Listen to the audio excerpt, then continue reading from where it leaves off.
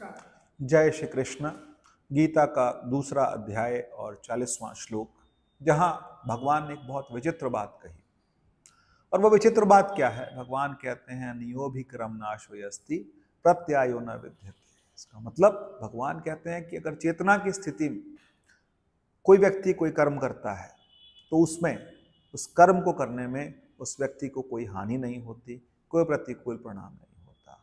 और यदि उस स्थिति में व्यक्ति प्रयास करता है तो मनुष्य बहुत बड़े खतरे से बच जाता है। भगवान अर्जुन को सिर्फ यही ज्ञान दे रहे हैं कि तू युद्ध के लिए तत्पर हो जा, सारे कर्मों का मुझ पर समर्पित कर दे, कर्म भी और उसके फल भी। अकर्ता होके तू कर्म में लग जा। ये बड़ा अलग सिद्धांत है। ये सिद्धांत लोग समझ नहीं पाते और उसके अलग अलग अर्थ निकालते हैं। अकर्ता होके कर्म करो। अकर्ता होके कर्म करने का मतलब भगवान ये कहना चाहते हैं कि अपनी चेतना को मुझ में प्रतिष्ठित कर दो। चेतना को मुझ में प्रतिष्ठित कर दो का मतलब अपने जो कर्म फल हैं, जो उनके अर्थ हैं, जो उनसे मिलने वाले फल हैं, वो सब मुझको समर्पित कर दो।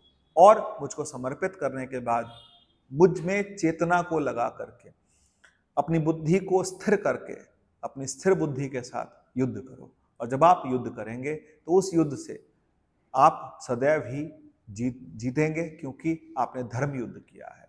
अर्जुन को बार बार कहा जा रहा है कि युद्ध आपके अपने घर का नहीं है। अब ये युद्ध घर का नहीं रह गया कि छोटे छोटे भाइयों में लड़ाई होती थी तो कोई जीतता था कोई हारता था। ये युद्ध अब घर का नहीं है, ये युद्ध पूरे समाज का है, ये युद्ध धर्म का है और धर्म के लिए युद्ध किया जा रहा है। यहाँ अपनी चेतना को मुझ में स्थित करो और उसके बाद तुम युद्ध करो।